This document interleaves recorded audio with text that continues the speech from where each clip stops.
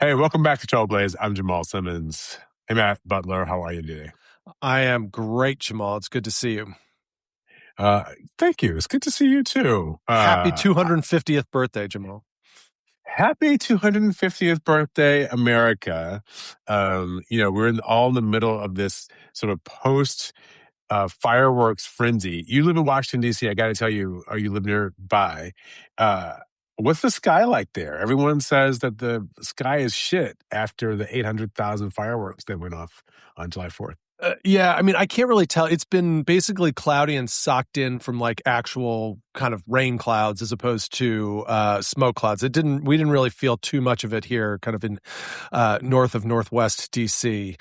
But it sounded like it was terrible down on the mall yesterday after the fireworks had cleared. So I came into DC on Saturday night of the fireworks, and I saw them kind of happening over. I got in late because the rain and trains were late and delayed, and it was just kind of a mess. And I could see the fireworks kind of over some of the buildings as I was getting set up in my hotel room, and the next day, it was kind of hazy out. I mean, it was kind of crappy, just the sky. And everyone says that, the air quality was the worst worst city Yeah. in the entire world after those fireworks. Yeah, you let off 800,000. That's going to happen. So, but from people who saw it, they said it was pretty cool. I mean, it wasn't like it was so much bigger than normal. It just was spread out. There were a lot more sources of fireworks, which was like a kind of a very broad fireworks display. So a lot of people said that smoke from the initial ones covered up the later ones. So I don't know. Like I got two little kids. If that show started about midnight, I was not going to be anywhere near those fireworks on the 4th of July. Absolutely. So I had the great misfortune of watching Donald Trump's speech at the fireworks and listening to him. And, I'm struck by this over and over again. And I just want to talk a little bit about kind of the post 4th of July hangover or haze. Donald Trump's vision of America really is one where nothing was ever really wrong, right? It's only all the things that were great. We did this great feat during World War II.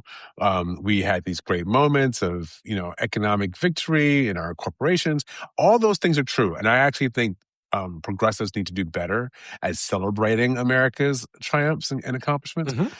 But one of our accomplishments that really makes us special is the fact that we've overcome these sort of historical wrongs, right? And overcome would be too strong of a word, but the fact we made progress on these historical wrongs. We had slavery, and then, we made our way to the civil rights movement, and then we made our way to a first black president. We had women who didn't have any rights, and then the 19th Amendment, they got to vote. And then, and now we've got CEOs and women vice presidents and secretaries of state. We don't even think about women being cabinet members anymore. It's not even special in terms of the coverage. We've made a lot of progress, and I think that's part of what people around the world admire about America is that we are a society that seemed to be on its way to becoming more and more equal and inclusive. Yeah, I think, what is this? It's the quote about the arc of the universe bending towards justice, but, it's not a straight line. It's going to go back and forth and back and forth and up and down. And I think we're in sort of one of those troughs where we're not bending towards justice right now. And that the Trump administration has made this country less just than it should be. I mean, they don't care about equality. They don't care about all Americans. And that's really, really problematic. Look, I do think you're exactly right. We've had great innovation in businesses. The American people have done amazing things over the last 250 years. This experiment has been fantastic. There is an American exceptionalism, but that American exceptionalism, we're not entitled to it. You can't just say, "Oh, yeah. I'm an American.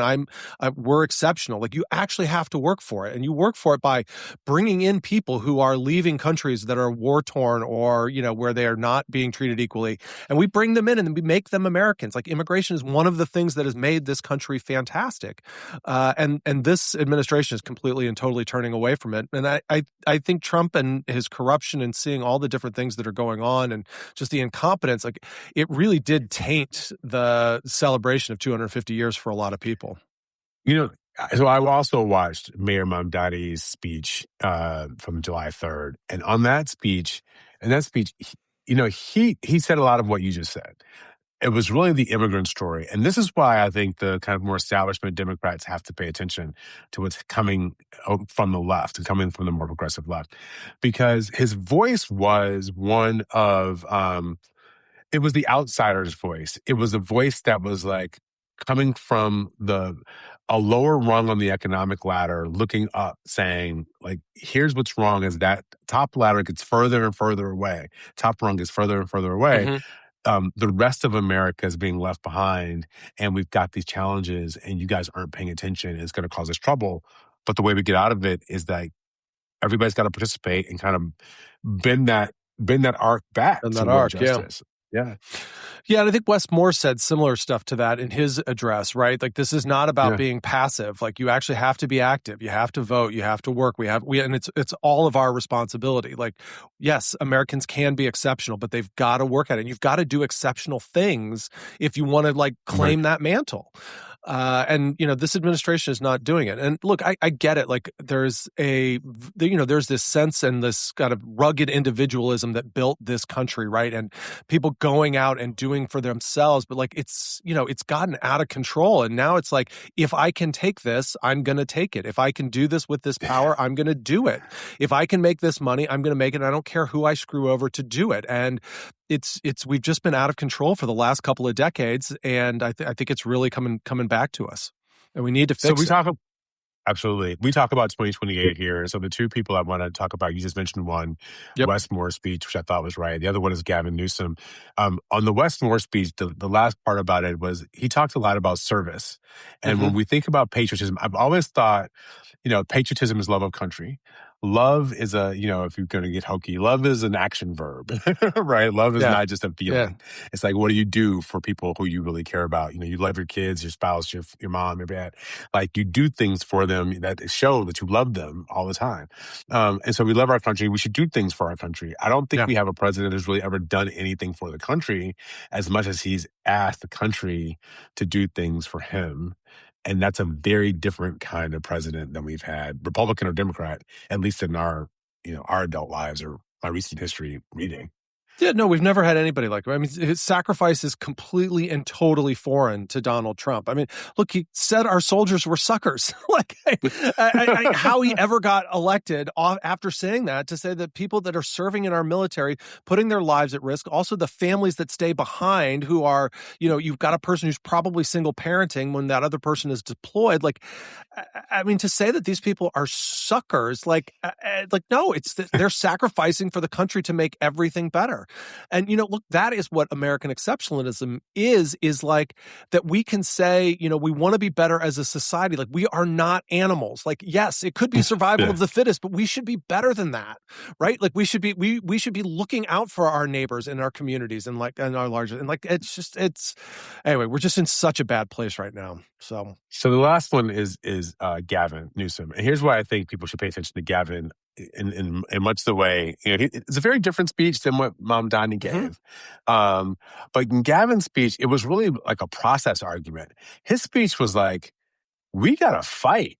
And I'm ready to fight, and here's how we fight. It really wasn't very visionary about the America we want to be or anything. It was just like, we are in a knockdown, knuckle drag, like, get at it fight. And I am here for it. Join me, because we got to fight these people if we want to hold on to the America we want. Right. And he came with specifics, right? Like, he's going to make it a felony if you try to grab ballots before an election is certified. And that's a worry for what's going to happen in the fall. You have the crazy sheriff that was trying to do that, to relitigate certain ballots in certain congressional districts earlier this year in California. It's great for him to come with these specifics, because it's like, I'm going to fight, and here's how we're going to do it. And I think that Gavin is really good at bringing the rhetoric to meet actual specific policy proposals. Like, he also has now this billionaire tax, this national billionaire tax, right? We had talked about that before that he was against the wealth tax in California. Like, well, that's smart, because he's the governor. And if you have a wealth tax just in California, you're going to have flight of lots of capital out of your state. But if you make it a national, you get to be for the issue, and it's actually effective for doing it, to actually raising money for the entire country, not just for California, and you don't have that flight risk. Anyway, I think Gavin Newsom is pretty smart. I don't know that he's kind of got all the tools to do it. And he may be a little too establishment, and the California thing is going to be dragging him a little bit. But he's still such an interesting candidate. He's doing really, really well. He's a great politician. Absolutely. I think if you put the three of them together, Mamdani, Westmore, like we were building the Frankenstein 2028 monster of a Democratic candidate, those three things would be really important. Mamdani, kind of the outsider's lens, fighting for the guy who's being a woman who's being left out. Westmore, the patriotism and service and love of country kind of lens, and then the fighter version from Gavin. I think those three elements are things that whoever's running should really be paying attention to, because some part of those elements is going to matter for your campaign. Yeah, for sure. And also, Mamdani's also what makes him so special is he does all of this with a smile on his face. Like it's, like when he was talking about, who's the Citadel guy, Ken Griffin, and or maybe it was Bill Ackman spending, $20 million to defeat him. He's like, Habibi, I don't even want that much of your money. Like, come on, what are you doing? Like, you're spending more than I'm going to take from you. Like, but he does it with such, it's just, he's always in such a positive move and always moving, back to the affordability message and that he's doing this for people. And, he's been great. So, but, Gavin seems to have a bit of a smile on his face as well while he's doing some of this stuff, especially when he's mocking Trump online, and Westmore seems like he's got a pretty good attitude about all of this stuff too. So that's hopefully they can all get a little bit of that, because I do think we need that in the next presidential candidate. Well, speaking of mocking Trump, there's a fair amount of online mocking taking place after the current president of the United States decided to inject himself into the one thing that Americans were united around. It was pure. There was no partisanship. We were all just cheering for the best possible outcome in the World Cup, including the American team. And obviously the president of the United States decided to call the head of FIFA and ask him for 11,000 votes. No, but he asked him to get the red card at least delayed to get the American player back on the field. Yeah, and look, and I mean, this is just so people, and this is classic Trump, right?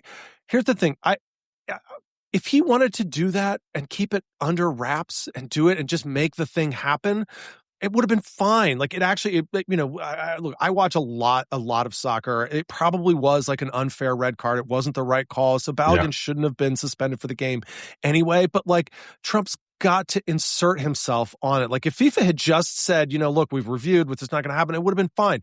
But you could tell there was definitely something off with the energy of the American team last night. The first three games and the playoff game as well, the first knockout round game, they came out with a ton of energy. They imposed themselves on their opponents. And look, the opponents were not as good as the Belgian team, but this is like one of the worst teams from Belgium that we have had in the last 4 or 5 World Cups. I mean, they're definitely in decline, but it was a real opportunity for the United States to win this knockout round and go to the quarterfinals. So it's a huge disappointment, and you could tell like the Balogun thing and the red card thing and Trump, whether it was corrupt or not corrupt or whatever, it poisoned the entire thing. The team was definitely thinking about it. It's what everybody was talking about, as opposed to talking about, hey, you're really ready to take this next step. We're very excited to see this exciting team who's been doing great, beating expectations. Let's take it to Belgium. So, but no, I gotta tell you, Trump's got to crap all over it. I felt like the refs were taking it out too. I did feel like the Americans couldn't get away with any fouls, and the Belgians got away with a few things that looked like they could have been called. I think the refs were tilted against the Americans. I don't think it would have mattered. I'm not saying that mattered to solve it, but I did feel like, you know what? You guys put your finger on the scale. We're not giving you any favors. I'm not doing you any favors. Yeah, look, and I was a little bit worried for the United States team at the beginning of the World Cup that, we banned the Somali referee who was coming into the country, and we sent him back and said, no, you're not coming into the United States. And it's like, he's clearly coming here to ref World Cup games. He's going to be the first Somali referee to work a World Cup. It was going to be amazing. And they sent him back. So I thought maybe the referees would sort of have it out for the United States. I didn't really see that, other than maybe the red card if it was a little bit soft and kind of the wrong recall, but I mean, look, I think the stat that I heard was like Christian Pulisic passed the ball to the other team like 14 times. Like when your best player is turning over the ball like that, the referees, it's got nothing to do with it. I mean, 4-1 is a shellacking in soccer. So, and the Belgians were just so much better than the American team. So.